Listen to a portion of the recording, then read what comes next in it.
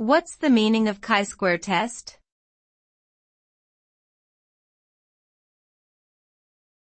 Chi-square test.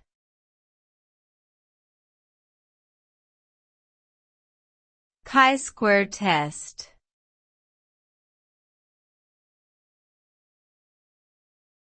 Chi-square test.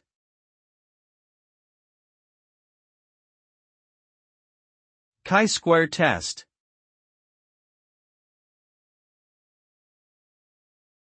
The chi-square test is a statistical method used to determine whether there is a significant association between two categorical variables. It involves comparing the observed frequencies of each category to the expected frequencies under a null hypothesis of independence. The test generates a chi-square statistic, which is compared to a critical value based on the degrees of freedom and significance level chosen. If the chi-square statistic exceeds the critical value, the null hypothesis is rejected and it can be concluded that there is a significant association between the variables.